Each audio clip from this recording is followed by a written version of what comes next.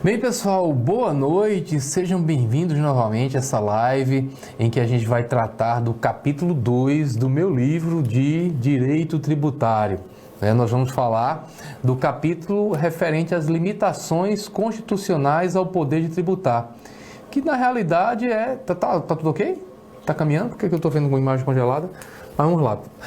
Na realidade é o capítulo mais importante do livro, disparadamente o capítulo mais importante do livro. É o capítulo com o qual você vai ter que tomar mais cuidado, porque é o capítulo que tem mais jurisprudência, né? Como nós estamos tratando de uma parte constitucional, vocês vão ter decisões diversas do Supremo Tribunal Federal a respeito da matéria.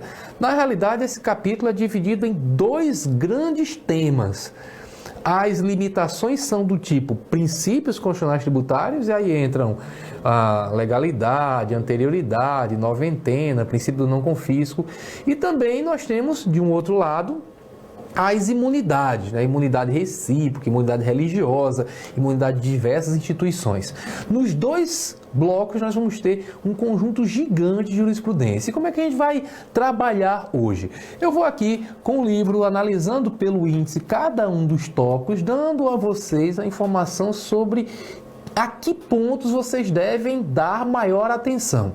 Eu estou presumindo aqui que meus principais interlocutores, quem está me acompanhando hoje, são pessoas que estão pensando em fazer provas de concurso público. Então eu vou trabalhar aqui dando orientação com relação aos temas que são mais cobrados, para que você possa ler alguns tópicos do livro com uma maior atenção, sabendo que aquilo ali tem maior importância, e alguns outros tópicos você possa andar até um pouco mais rápido, ou até, se for o caso, abandonar, né? Não sei se vocês conhecem minha carreira de concurseiro, né? Eu estou no meu 8º cargo público, né? Já trabalhei em diversos órgãos seguidos, sou apaixonado por concurso público, tenho uma verdadeira tara por aquele momento da hora de fazer a prova, aquele friozinho na barriga. Então eu sou meio que viciado nesse negócio e sei normalmente onde é que o sapato me apertou. E sabendo como concurseiro o quanto é importante você dar mais atenção a certo ponto e algum outro, quando eu pegava um tópico e dizia assim, esse tópico aqui eu posso abandonar, eu ficava feliz, né? Porque eu ia andar mais rápido com aquela leitura. Então, sem mais delongas, vamos começar aqui a trabalhar em cima. Quem tiver com o livro na mão, vamos lá para o capítulo 2, que começa limitações constitucionais ao poder tributar. No início vem dois temas bem teóricos. Em primeiro lugar, falando da relação jurídico-tributária como uma relação jurídica, né? Mostrando que o Estado, claro, ele tem esse poder gigante que ninguém mais tem, esse poder de nos obrigar a contribuir com o nosso patrimônio com a atividade dele, então ele cobra tributos. Só que essa relação fisco-contribuinte, do fisco com o Estado, ela não é meramente uma relação de poder. Já foi cobrado em prova exatamente isso. Não é meramente uma relação de poder, é uma relação jurídica, porque ela é disciplinada e limitada pelo direito. O Estado pode muito, mas não pode tudo. O contribuinte tem verdadeiros escudos contra essa famosa sede arrecadatória do Estado. Quando eu falo de escudos, eu estou deixando claro que o que vai aparecer aqui, essas limitações, na sua grande maioria, vão configurar garantias individuais do contribuinte. E por que eu grifei assim na voz, garantias individuais do contribuinte? Porque ao dizer isso, eu estou deixando claro para você que a imensa maioria dessas regras estão protegidas por cláusulas pétreas. Lembrar que a Constituição considera direitos ou garantias individuais diversos, não apenas aqueles que estão colocados no artigo 5º do texto constitucional. Então, existe aqui na cartilha, a partir do artigo 150, várias proteções ao contribuinte que o Supremo já disse que são cláusulas pétreas. Só lembrando da mais famosa decisão do Supremo Tribunal Federal em matéria tributária, mais importante, na ADI 939, em que o Supremo disse que o princípio da anterioridade, que está aqui no capítulo, ele é uma garantia individual do contribuinte e, portanto, não pode ser fragilizado por cláusula pétrea. Quando é que ele disse isso? Quando lá atrás, há muito tempo, lá em 1993, foi promulgada uma emenda à Constituição, a emenda número 3 de 93, e esta emenda, ela autorizou a criação do IPMF. Vocês devem lembrar bastante da CPMF, né? Contribuição Provisória sobre Movimentação Financeira. Pois é, na origem era imposto. E Imposto Provisório sobre Movimentação Financeira, que depois foi transformado em CPMF, depois morreu. Muitos falam que é aquela morte Jason, né? Que uma hora ela volta. Então, quando criaram como imposto, lá atrás, disseram que esse imposto poderia ser cobrado imediatamente. A União editaria uma lei, criaria um imposto e cobraria de imediato, então não obedeceria à anterioridade. O Supremo Tribunal Federal disse que aquela emenda era inconstitucional porque fragilizava uma cláusula pétrea. Só um detalhe, a AGU, né, naquele papel constitucional de defender a constitucionalidade da lei que estava sendo atacada, chegou a alegar que, olha, a anterioridade tem várias exceções já, só está sendo criada mais uma.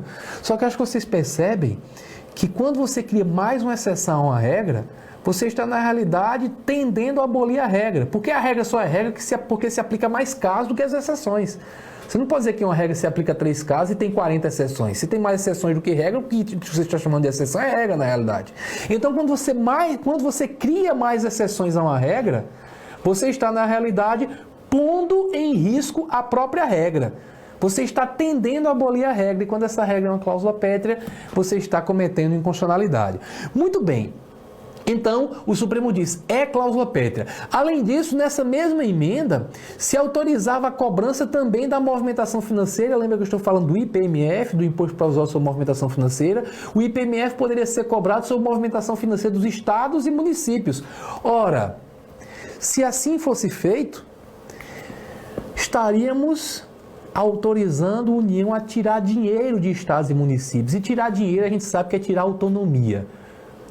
A gente sabe disso quando entra na adolescência, né? Se papai disser, você pode fazer tudo, meu filho, mas você, para sair ali, para fazer qualquer coisinha, precisa de pedir dinheiro a papai, você sabe que a qualquer momento ele pode fazer a fonte secar se ele não gostar do que você anda fazendo. Então você só é autônomo de verdade quando tem autonomia financeira.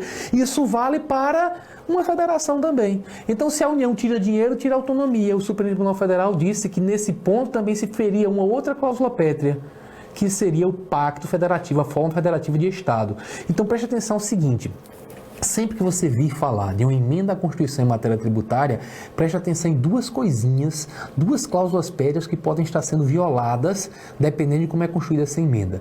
Se ela fragilizar proteções do contribuinte, mexer com anterioridade, com noventena, aquele tempo que o contribuinte tem para pagar o tributo, ela pode estar agredindo uma garantia individual e ser inconstitucional porque garantias e direitos individuais são cláusulas pétreas. Da mesma forma, se ela está retirando subsistência dos estados e municípios, ela está agredindo outra cláusula pétrea, que é a forma federativa de Estado. Bem, depois de a gente citar que é uma relação jurídica tributária, que essas garantias configuram cláusulas pétreas no tópico 2.3 do livro, né, segundo capítulo, a gente começa a tratar de cada uma das limitações. E eu chamo a atenção ao seguinte, quanto à legalidade, dê muita atenção as exceções. Banca adora a exceção, né? E a exceção as exceções que a gente tem que tomar cuidado são exceções no tocante a aumento e diminuição de tributo. Preste atenção.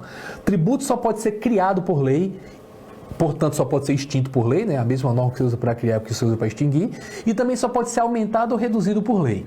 Na primeira parte de o tributo só ser criado por lei, não há exceções. Atenção, pessoal, eu não vou chamar medida provisória de exceção, porque medida provisória tem força de lei. Se for dizer, com exceção da medida provisória, o discurso jurídico fica chato, né? Quando eu disser ninguém será obrigado a fazer ou deixar de fazer alguma coisa senão em virtude de lei, aí você vai dizer, não, lei ou MP. Não precisa dizer ou MP, porque MP tem força de lei.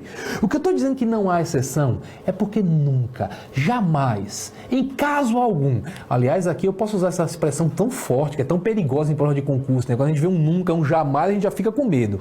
Mas a gente está dizendo aqui que nunca, jamais, um tributo poderá ser criado por ato infralegal, por um decreto, por uma portaria. Alguém pode dizer, mas cabe delegação legislativa? O livro cita isso, cabe sim. Lembrar que delegação de funções típicas entre os poderes de Estado só é possível quando a Constituição autoriza.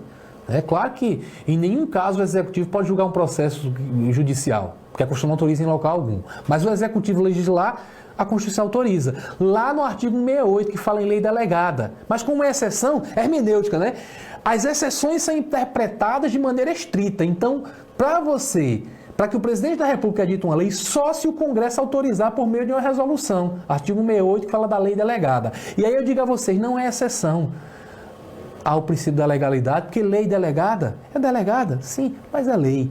O que não pode acontecer é o que aconteceu há vários anos lá no Ceará, em que o Estado editou uma lei autorizando o governador a, mediante decreto, criar taxas. Aí não pode. Se delegar, delegar na forma da lei delegada mesmo. Lembrar que cabe utilização de medida provisória. Cabe quando houver aquilo que o governo sempre diz que a gente muitas vezes é que não há de maneira alguma, né? Quando houver relevância e urgência. Em havendo relevância e urgência, cabe a utilização de medida provisória. E aí lembrem que isso não vale para os casos em que o tributo por si só pode ser criado por lei complementar, porque a gente sabe que medida provisória não pode ser utilizada em matéria reservada à lei complementar. E eu falei até na live passada, todo mundo tem que memorizar, né? Os 4 tributos que só podem ser criados por lei complementar e, portanto, medida provisória tem que passar longe deles, né? O empréstimo compulsório, os impostos residuais, as contribuições residuais para a Seguridade e os impostos sobre grandes fortunas, ou o imposto sobre grandes fortunas, que até estão falando mais recentemente tem que criar por conta da pandemia. Muito bem, então atenção para uso de medida provisória em matéria tributária, bem detalhado no item 2.5.4 do nosso livro, né? Nessa edição, nessa 4ª edição, está a partir da página 142. Isonomia. Dei uma lida cuidadosa no tópico relativo à isonomia, porque tem muita jurisprudência, certo?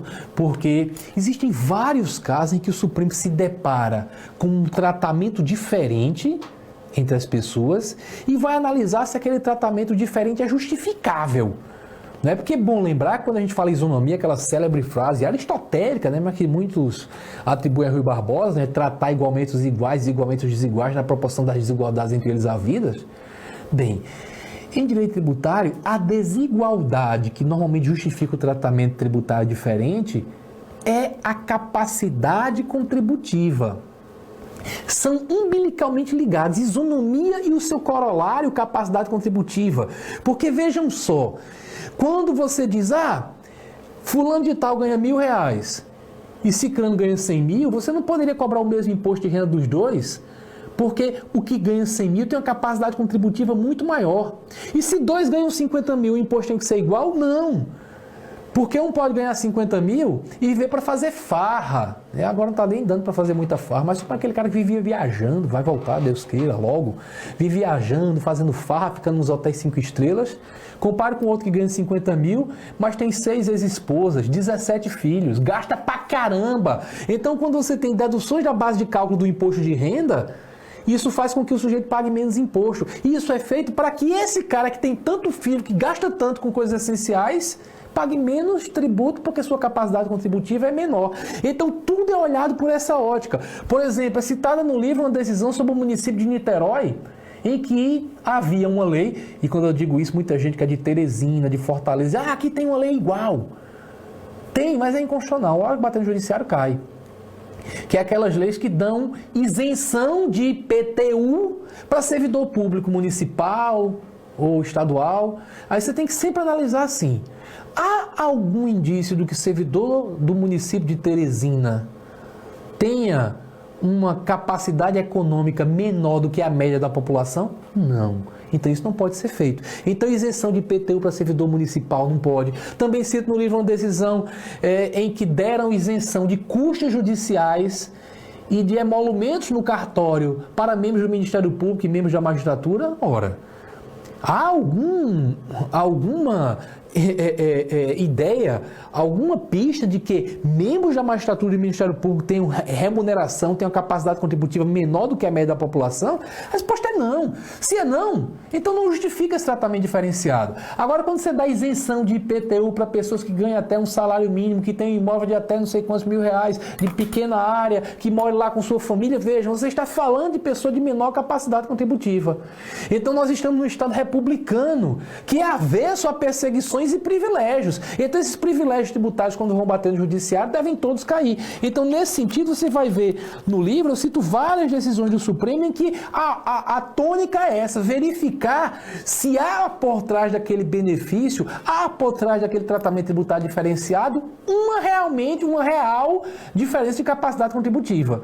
Se há uma diferença de capacidade contributiva, não apenas a Constituição autoriza, no meu entender, ela manda que seja feita uma diferenciação de tratamento tributário. Nesse contexto, eu quero chamar a atenção de vocês de uma decisão do Supremo Tribunal Federal que tem a ver com capacidade contributiva, tem isonomia, uma decisão de gigantesca relevância e que foi um divisor de águas. Na realidade, foi uma grande mudança na jurisprudência do Supremo Tribunal Federal, um dos pontos mais importantes dessa parte do livro, que é relativa à progressividade dos impostos reais. Olha só, há uma classificação dos tributos que diz que eles podem ser reais ou pessoais. O tributo é real quando ele leva em consideração só a coisa que está sendo tributada, por exemplo, o ICMS. Se você comprou uma mercadoria que no seu estado está sujeita a 18% de ICMS, sobre o valor daquela mercadoria você está pagando 18% de ICMS. Você pode ser rico, você pode ser bilionário, você pode ser um pobre coitado. Você vai pagar exatamente o mesmo ICMS. Então o ICMS depende da coisa que está sendo comprada, daquela mercadoria. Então é imposto real. Lembrar que coisa, né? Res, coisa, imposto que incide sobre coisa, imposto real. Agora, o imposto é pessoal quando ele leva em consideração não apenas a coisa que está sendo tributada, mas leva em consideração a pessoa. Eu acabei de falar que o imposto de renda, quando se vai fazer o cálculo do imposto devido na sua declaração de imposto de renda, o fisco leva em consideração quantos filhos você tem, quanto você gasta com saúde, quanto você gasta com educação, se paga previdência privada. Leva em consideração diversos aspectos pessoais. Então, o imposto de renda é um tributo pessoal. A Constituição, inclusive, diz no artigo 145, parágrafo 1º, que sempre que possível, os impostos terão caráter pessoal e serão graduados segundo a capacidade econômica do contribuinte. Lembrar, não é sempre que possível. O impossível não se faz. Sempre que possível. Porque vejam só, ICMS. Imagina que você fizesse toda a sua feira, comprasse um monte de mercadoria, botasse no carrinho, quando você passasse no caixa, aí você dissesse quanto é que deu, o caixa olhasse para você e dissesse, tenha calma. Quanto é que você ganha? Quantos filhos você tem? Tem alguma doença grave, contagiosa, incurável? Paga a previdência privada? Aí você vai dizer, what the fuck is this? Que raio de pergunta é essa? O cara vai dizer, não, porque eu quero graduar esse ICMS de acordo com sua capacidade contributiva. Veja, não dá para fazer isso. Não dá. Mas essas perguntas que eu fiz, quanto ganha, quantos filhos tem, quanto gasta com isso, com aquilo outro, são perguntas que a Receita Federal está lhe fazendo nesta época, né? Estamos ainda no prazo, foi até prorrogado, para entregar a declaração de imposto de renda. Você vê claramente, imposto de renda é imposto pessoal, certo? Então, raciocinando assim, o Supremo entendia lá no passado que os impostos reais não poderiam ser progressivos. Imposto progressivo é aquele que a alíquota é uma escadinha, né? Como imposto de renda. Quem ganha abaixo de determinado patamar paga zero de imposto de renda. Acima de certo patamar, 7,5%. Depois 15%, 22,5%, 27,5%. Então o Supremo dizia lá no passado que o imposto real não poderia ser progressivo, porque justamente ele é criado para incidir sobre uma coisa só. Quando você coloca alíquotas mais pesadas para o imposto de renda, é porque você presume que quem tem renda maior tem maior capacidade contributiva. Se você for fazer a mesma coisa, pensava o Supremo, com o IPTU, colocando alíquotas mais pesadas, você está trabalhando em cima de um imposto que é para incidir sobre coisas, levando em consideração características das pessoas. O imposto é real, não deveria levar em consideração características das pessoas. Mas o tempo foi passando, e mais recentemente, julgando uma ação direta de inconstitucionalidade referente ao imposto sobre transmissão por causa da morte e doação, imposto sobre herança, alguns gostam de chamar, lá do estado do Rio Grande do Sul, o Supremo aceitou a progressividade e disse que ela é manifestação do princípio da isonomia. Mesmo a Constituição, lá no artigo 145, parágrafo 2º, dizendo sempre que possível os impostos serão pessoais e graduais de acordo com a capacidade econômica do contribuinte, mesmo isso estando escrito, o imposto real também pode ser graduado de acordo com a presumível capacidade econômica do contribuinte. Como o Pampa Concurseiro aí está falando, né? A isonomia material, tratando diferentemente as pessoas diferentes para tentar tributar de acordo com a capacidade contributiva. Claro que um cara que recebe uma herança de 100 milhões tem uma capacidade contributiva maior do que um cara que recebe uma herança de 10 mil. Então você pode graduar. Então a partir daquela decisão, a partir dali, eu ia usar uma terminologia de pandemia, né? O paciente zero, né? Que a partir dali é que surge um bocado de coisa, mas não vamos comparar coisa ruim não, né? A partir daquela decisão, o Supremo passou a modificar toda a sua jurisprudência quanto a outros impostos reais. O IPTU teve que ter uma emenda à Constituição para autorizar a progressividade, mas o Supremo já disse, olha, a progressividade sempre esteve autorizada. A composição mais atual, buscando na isonomia o fundamento para o princípio da progressividade, liberou por completo. E aí, cuidado para quem faz prova de concurso. Ainda existe, você vai ver no livro explicado, ainda existe uma súmula do Supremo dizendo que o ITBI Não estou falando mais do ITCD não, de causa morte e doação que é estadual. Estou falando do ITBI que é municipal. O ITBI não pode ser graduado de acordo com o valor do imóvel. Isso está lá ainda. Se cair em prova assim, que não pode ser graduado, você ainda marca verdadeiro, mas essa súmula certamente, na primeira oportunidade que houver, o Supremo vai revogá-la, porque hoje em dia a jurisprudência da corte não é mais naquele sentido de que se o imposto é real não pode ser graduado. Então percebam na leitura do livro, percebam que o Supremo trouxe o princípio da isonomia e disse não é daqui para frente, não é por conta de uma emenda que pode. Porque eu estou tentando falar rapidinho, mas se for ver a história, o Supremo dizia para o imposto real ser progressivo só se a Constituição autorizar.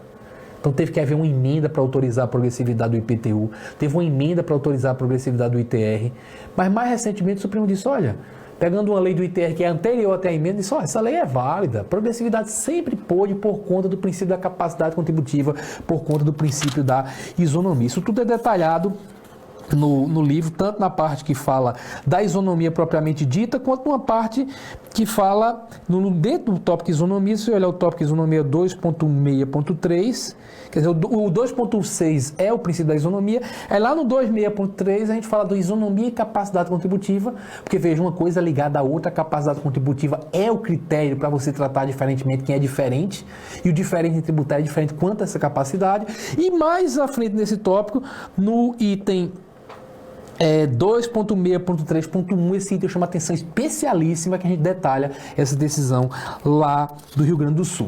Bem, depois de falar isso, a gente entra no princípio da não surpresa. Não surpresa, que tem a ver com o princípio da segurança jurídica. Só que os professores de direito constitucional, quando vão falar em segurança jurídica, eles gostam sempre de citar como corolários princípios que protegem o passado. Dizendo aquelas frases bonitas, né? O que o tempo tratou de consolidar, o direito deve respeitar. O direito não deve ficar revolvendo o passado, trazendo à tona para modificar coisas que já foram definidas lá no passado. Frases bonitas, aí citam direito adquirido, ato jurídico perfeito, coisa julgada, prescrição, decadência, sempre uma proteção ao passado. Mas eu sempre digo em aula que o direito tributário mexe com um dos órgãos mais doloridos do ser humano, o bolso. Então a gente precisa de uma proteção para o passado, mas também precisa de uma proteção para o futuro próximo. Se um tributo aumentar agora e disserem, não se preocupe que nós vamos, por exemplo, aumentar o imposto de renda, nós não vamos cobrar sobre a renda que você recebeu no passado, isso é importante, claro. Mas você vai dizer, bem, mas aumentou o imposto de renda agora, eu tenho um monte de compra parcelada. Eu não tenho como enfrentar isso já no mês que vem. Então o direito vai dar prazo, um período de tempo para você se preparar seu orçamento para essas novas incidências ou para essa nova cobrança. Então como é que você vai se preparar? A Constituição diz dois princípios juntos, né? Anterioridade e noventena. A anterioridade garante que a cobrança vai ser feita só a partir do ano subsequente. É interessante que a Constituição fala a partir do exercício seguinte. Existem vários países no mundo em que o exercício financeiro começa em julho e termina no final de junho. É a lei que define o exercício financeiro. No Brasil, a Lei 4320 diz que o exercício financeiro coincide com o ano civil. Mas olha, a Constituição não diz que um tributo criado no ano só é cobrado no outro ano. Isso é tecnicamente impreciso. A Constituição diz que criado num exercício é cobrado no outro exercício. Só que no Brasil a gente pode falar de maneira simplificada cobrar no outro ano, porque o exercício financeiro coincide com o ano civil. Mas é bom que vocês tenham essas informações na mente, onde está a informação, porque a gente sabe que questão de concurso às vezes sacaneia com o cara, né? Não basta você saber a informação correta, você tem que saber a informação correta e onde ela está. A Constituição não diz que só cobra no outro ano, diz que só cobra no outro exercício, tá? Agora, além disso, prazo mínimo para cobrança, 90 dias, né? Princípio da noventena. Então, eu sempre digo que anterioridade e noventena, anterioridade dizendo que só cobra no outro exercício, noventena dizendo que tem que cobrar só depois de 90 dias, uma das duas tem mais importância do que a outra.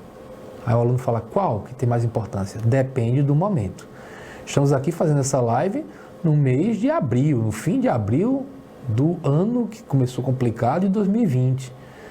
Atualmente, claro que a anterioridade tem mais importância do que a noventena. Porque se você aumenta um tributo que está sujeito aos dois princípios agora, dizer que só cobra daqui a 90 dias é muito menos importante do que dizer que cobra daqui só no outro ano. Porque para chegar ao outro ano vai demorar muito mais do que 90 dias. Então no início do ano, quem faz valer sua força É o princípio da anterioridade. Mas depois, quando chega no dia 2 de outubro, a partir daí, como faltam menos de 90 dias para o ano acabar, quem vai fazer valer sua força é a noventena. Porque se aumentar o tributo em dezembro, a anterioridade só garantiria que você cobraria a partir de 1º de janeiro, pouco tempo. Mas a noventena garante os 90 dias. Então os dois princípios se combinam para nos trazer um período de tempo, para que a gente comece a organizar o orçamento, né? Porque para o aperto financeiro, amigo, as soluções continuam as mesmas, né? Ou você diminui suas despesas, ou você aumenta suas receitas. E nenhuma coisa nem outra dá para fazer de uma hora para outra. Você precisa de um tempo, tá? Então, estudem os princípios e aí toda prova de tributário cai questão que você resolve simplesmente sabendo quais são as exceções a esta regra. Então memorizem, está lá a tabelinha no livro dizendo quais são os tributos que não obedecem à anterioridade. Quais são os que não obedecem à noventena. Lembrar que só existem 5 tributos no Brasil que não obedecem a nenhum nem outro princípio, ou seja, podem ser cobrados de imediato. Não precisa de prazo algum. São imposto de importação, o de exportação, são operações financeiras, então II, IE, IOF. Os empréstimos compulsórios para os casos de guerra e calamidade, empréstimo compulsório para guerra externa e calamidade pública, e o imposto extraordinário de guerra. Vejam, impostos extrafiscais, em que o poder público precisa de uma agilidade grande, importação, exportação e IOF, e casos que envolvem guerra e calamidade. Desse ponto, chama a atenção a cascas de banana tradicionalíssimas em prova de concurso. Primeiro, o IPI é um dos 4 extrafiscais, né? Que o Poder Executivo pode alterar suas alíquotas por ato próprio, então são exceções à legalidade quanto à diminuição e aumento. Lembrar que não tem exceção à legalidade para criar tributo, mas para reduzir e aumentar temos algumas.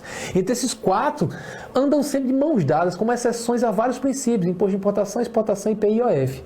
Só que houve uma emenda à Constituição, um raro caso de emenda que é favorável ao contribuinte, que transformou o princípio da noventena nos 90 dias como um princípio aplicável aos tributos em geral, que antes ele se aplicava somente para as contribuições da Seguridade Social, e não livrou o IPI.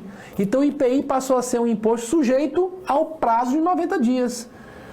Não é mais igual aos seus irmãozinhos extrafiscais, imposto de importação, exportação e IOF. O IPI obedece a noventena, inclusive o Supremo chegou a decidir isso. Chegou a decidir porque lá atrás, a ex-presidente Dilma Rousseff fez um aumento de IPI para veículo importado e queria cobrar de imediato. Dizendo, não, esse cobrar de imediato é só para quando aumenta acima do limite máximo previsto em lei. Tem que ser uma nova lei, aí teria que esperar os 90 dias. Quando é no limite da lei, não tem que observar os 90 dias. O Supremo não concordou com isso. Mesmo sendo no limite da lei, é aumento. O IPI obedece aos 90 dias, tá? Então, cuidado, só não obedece a prazo algum. Importação, exportação e IOF, empréstimo compulsório para guerra ou calamidade e imposto extraordinário para guerra. Cuidado que empréstimo compulsório tem também para investimento, tá? Investimento urgente e relevante interesse nacional. Cuidado que nesse caso, mesmo sendo urgente, mesmo sendo relevante, não pode usar medida provisória. Quando fala em relevância e urgência, o pessoal lembra logo de medida provisória, né? Mas mesmo sendo urgente, mesmo sendo relevante, não pode usar medida provisória, nem pode cobrar de imediato. Só pode cobrar no exercício financeiro subsequente. Então, atenção especial para as exceções, claro, a legalidade, a anterioridade e a noventena. Depois vem, o livro começa a tratar do princípio do não confisco. Estou aqui, se você, quem estiver me acompanhando, o princípio do não confisco eu trato no item 2.8, a partir da página 180 do livro. E aí eu vou tratar da configuração do efeito confiscatório. Na realidade, quem lê o livro vai perceber que o princípio do não confisco é um verdadeiro princípio da razoabilidade da carga tributária. A carga tributária não pode ser exagerada. Só que a gente sabe que dizer que uma carga tributária é exagerada ou não é uma coisa que depende muito até da ideologia da criatura.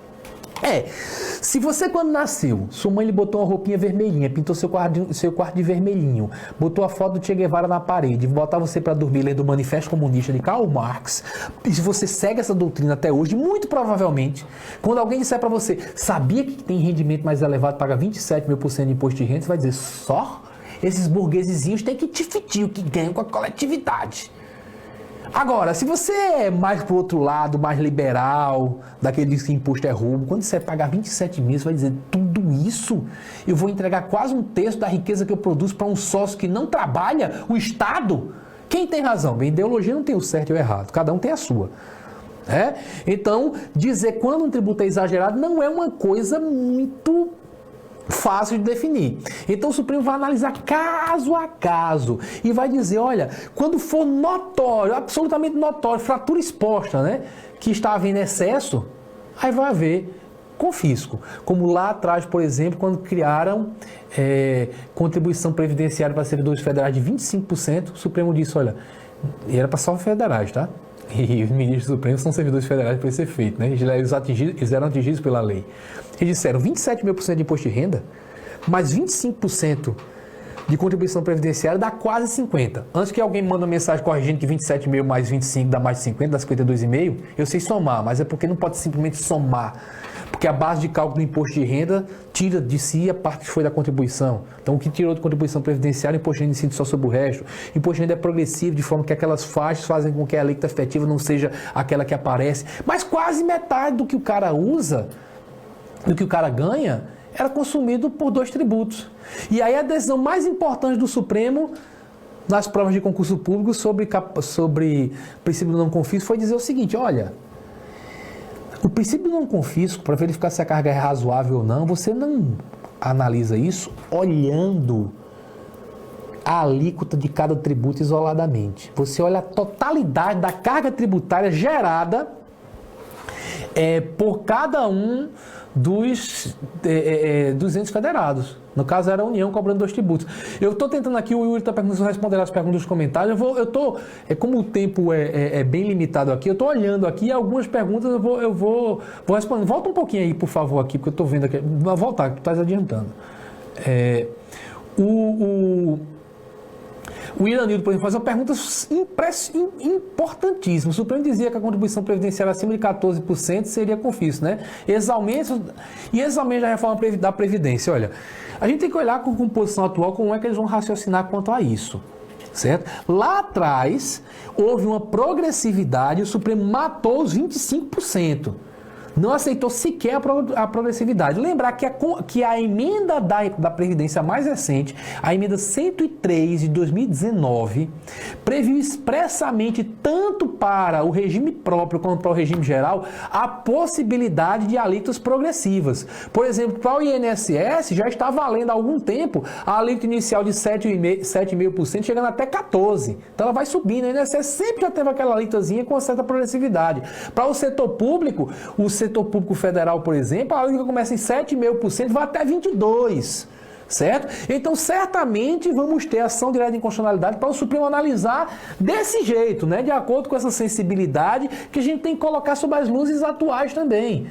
Porque certamente o governo vai dizer, olha, precisamos de equilíbrio atuarial. Não é mais no chute que se faz a alíquota previdenciária. O cara faz os cálculos e mostra o sistema só é viável com a alíquota de tanto. Então vamos discutir quanto é que o governo tem que contribuir para a previdência do servidor e também do INSS e quanto é que tem que se contribuir, quanto é que o servidor tem que contribuir. Então vamos esperar o que é que vai ser decidido. Por enquanto, em prova de concurso, nós temos que trabalhar em cima da presunção de constitucionalidade. Presumir que é constitucional. É possível que derrube só as alíquotas que estão mais acima, a alíquota de 22%, por exemplo, o Supremo já disse que 25% era inconstitucional, certo? E vai se analisar a progressividade. Porque aí tem uma coisa interessante, né? Progressividade, cobrar mais de quem tem maior capacidade contributiva. Para imposto de renda, não tenho dúvida que isso é o correto. Porque imposto você está tributando a riqueza. Só que previdência, o raciocínio é um pouco diferente. Você está trazendo dinheiro para os cofres públicos para mais à frente gozar de um benefício. Então você faz o cálculo para ver se aquele dinheiro que está entrando vai ser suficiente para bancar os benefícios. Só que o nosso sistema não é de pura capitalização, em que cada um tem sua continha. O sistema, além de contributivo, é solidário. Então se pensa numa certa solidariedade, de forma que quem ganha mais também vai pagar uma contribuição maior para ajudar a manter o próprio sistema. Então tudo isso vai ser levado ao Supremo para se analisar a própria progressividade e o tamanho dessas alíquotas. Eu acho que lá no passado, em que o cálculo não era feito com muita precisão, como é hoje um cálculo atuarial, eu já estudei vários cálculos atuariais, porque lá no Ministério Público eu analiso vários sistemas de previdência, a viabilidade desses sistemas de previdência do Estado de Pernambuco. Então hoje, quando se mostra para o Supremo, olha, isso aqui é necessário, adiante da necessidade e da inviabilidade do sistema se não chegar a um certo patamar, é que vai ser feita a análise. Agora, Importante, quanto à capacidade contributiva. Essa história de que o tributo não pode ser exagerado, o que é um conceito jurídico indeterminado, eu costumo dizer que dos doutrinadores brasileiros, quem melhor definiu exagerado foi Cazuza, né? Mas aquela definição tão bela dele não dá para usar matematicamente, a partir de tal alíquota exagerada. Tem que analisar caso a caso. Até porque a alíquota, você tem que analisar dentro do contexto do que está sendo tributado. Porque, por exemplo, se eu disser, uma alíquota de 15% é alta, você vai dizer, 15% de quê? 15% é alto? Se você pensar em imposto de renda, você vai dizer, pô, tem alíquota de 27,5%, dependendo do rendimento até baixa. Mas se for IPTU? Se você tem um imóvel que vale R$200 mil e lhe cobrar em R$30 mil de IPTU de uma vez só, você vai dizer que é alto, né? Porque a sensibilidade da gente é diferente de acordo com o tributo. É simples, pessoal, é bem simples. IPTU é uma riqueza que não se renova a propriedade imobiliária. Chega em 2020 e cobra IPTU sobre teu imóvel. 2021 vão cobrar IPTU sobre o mesmo imóvel. A cada ano IPTU sobre o mesmo imóvel, a mesma riqueza, não mudou nada. Cria-se uma ficção. Fatiador do IPTU é ser proprietário de imóvel. Ora, por que ela acontece em 1º de janeiro? Ser proprietário no dia 1º, no dia 2, no dia 3, no dia 4. Cria-se uma ficção, se marca uma data para poder cobrar a cada ano. Imposto de renda é diferente. Você recebeu rendimento em janeiro, cobra imposto de renda alto, mas aquele rendimento, o que sobrou do que foi tirado de imposto de renda, aquela sobra não tributa mais. Agora só em fevereiro já é outro salário. Então, como é a riqueza que vai se renovando, você aceita uma carga mais elevada. Então, a análise do exagero ou não daquela carga é feita analisando qual é a riqueza que está sendo tributada, se ela é renovável, se ela não é. Isso tudo é explicado no livro. Agora, lembrar, em se tratando de taxa, ela não tributa riqueza. O raciocínio da taxa não é quem ganha mais, paga mais. Taxa é contraprestação. Então, a tônica da taxa vai ver, quando você for analisar não confisco para taxa, é verificar se o que o Estado está cobrando é exagerado, não perante o que o contribuinte tem de riqueza. Porque, repito, a exaustão taxa não tributa riqueza. A taxa é se aquilo é exagerado perante o custo que o Estado tem para prestar aquela atividade. Taxa existe taxa pela prestação de serviço e pelo exercício do poder de polícia. O que o Estado gasta com a atividade, a taxa não pode ser exagerada quanto àquele gasto, certo? Inclusive, eu acredito que eu fiz até um comentário na live passada, uma decisão impressionantemente inteligente do Supremo sobre uma taxa lá do Amapá. Taxa de fiscalização ambiental em que o Supremo viu, opa, peraí, o que essa taxa arrecada é 10 vezes o orçamento do próprio órgão fiscalizador. Então, claro que o Estado não está gastando aquela taxa para fiscalizar. Então, a contraprestação está elevada demais, portanto, aquela taxa ela é confiscatória. Quanto a multas, lembrar, lá no passado, bem remoto, quando o King Kong ainda era um saguinho, lá no passado, eu dizia para os meus alunos, olha, é tudo de acordo com a sensibilidade do Supremo. Não há um limite máximo, não há uma alíquota máxima, nem para tributo, nem para multa. Mas, mais recentemente, o Supremo colocou percentual máximo para multa. Disse, olha, multa de ofício, que é aquela quando o poder público faz uma auditoria e descobre irregularidade, ele dá uma cacetada, que normalmente é grande, ela não pode ser maior do que 100%. A União continuou cobrando multas de ofício quando são agravadas de 150% até 225%, então a gente tem feito a festa de vários advogados. Então até 100% a multa de ofício. Multa de mora, que é aquela pelo atraso, você paga um percentual por dia de atraso, o Supremo já considerou com o limite razoável até 20%. Então nós temos percentuais já fixados com relação a essas multas, então vê que há uma diferenciação aí. Tá? Também chama a atenção no livro das vedações que são destinadas especialmente à União. Porque tudo que a gente falou até agora são vedações. Vedação não pode cobrar tributo sem lei, legalidade, no mesmo exercício, anterioridade, antes de 90 dias, noventena, para o passado e retroatividade, que seja confiscatório, princípio do não confisco. Tudo isso vale para todo mundo. Mas no artigo 151 a Constituição traz proibições para a União Federal. Para a União Federal.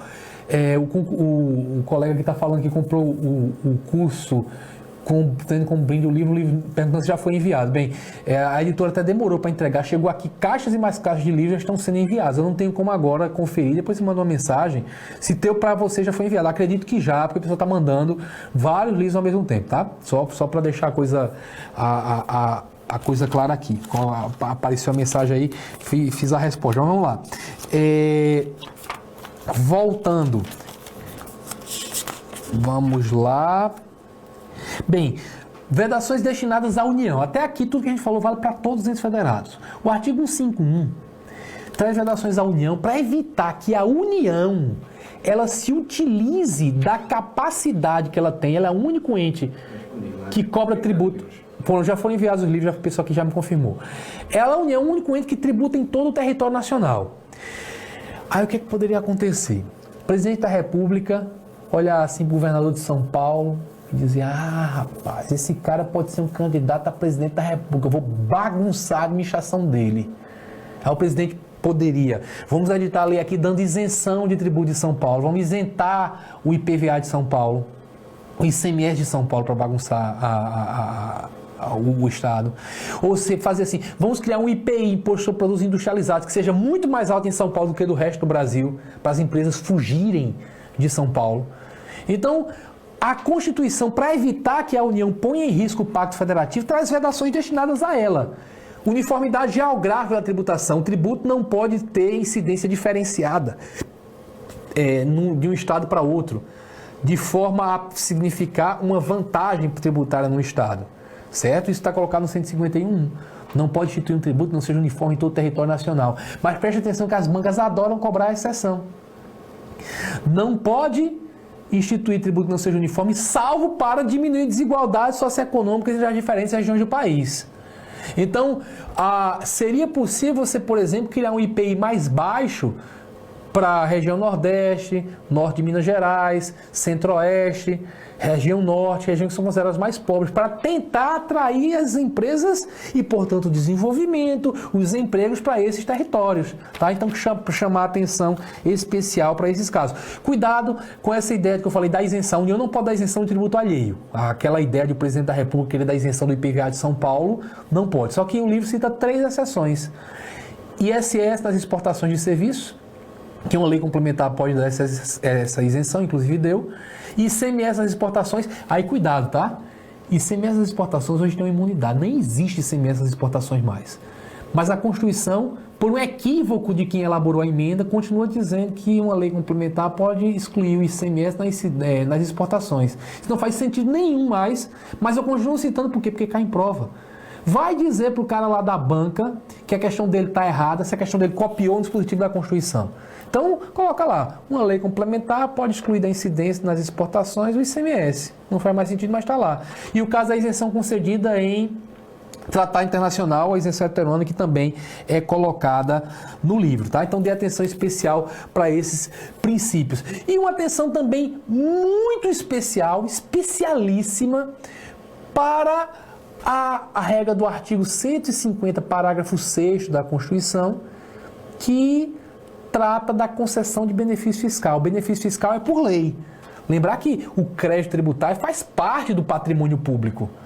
E se faz parte do patrimônio público, ele é indisponível para as autoridades administrativas, como é todo o patrimônio público. Então, para você dar uma isenção em que o poder público vai abrir mão de crédito tributário, para você dar uma anistia, remissão, para você conceder crédito presumido, tudo isso tem que ser por lei. Lei específica, como é detalhado o conceito no tópico específico do livro sobre isso. Agora, atenção. O fim do dispositivo excetua o ICMS. Traz para o ICMS um regramento mais difícil ainda. E aí todo mundo tem que entender bem do tópico que fala de como é concedida isenção do ICMS, ou concedidos benefícios fiscais em geral do ICMS, que é o que está no tópico 2.12.2. O tópico 2.12 trata desses benefícios fiscais, e no 2.12.2 fala especificamente da regra do ICMS. Aí você tem que estudar a lei complementar, como é detalhada aqui, número 24 de 1975. Então, dê atenção especial para esses casos.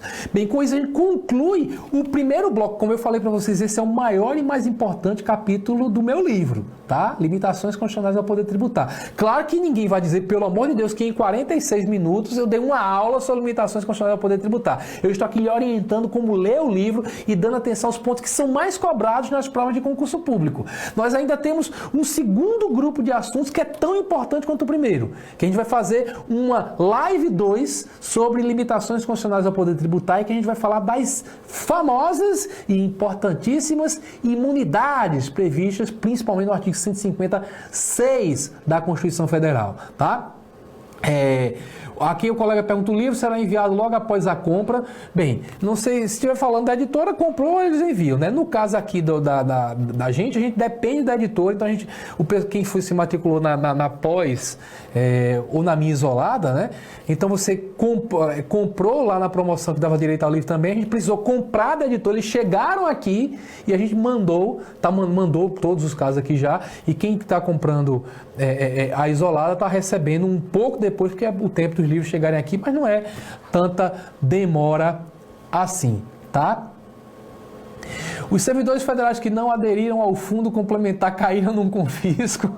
Bem, eu lembro que muita gente me perguntava sobre aquele fundo complementar, de você se submeter ao TED, entrar no fundo complementar. Tinha vantagem e desvantagem. Olha, não se estressa muito com isso não, porque essas questões sobre previdência pública, não dá para ter certeza absoluta de qual é o melhor regime em um determinado momento, porque fica parecendo que estar no regime sem o fundo é melhor, aí depois vem a alíquota, sobe demais, depois é muito complicado isso aí. Aquela decisão foi uma decisão dificílima de ser tomada, certo?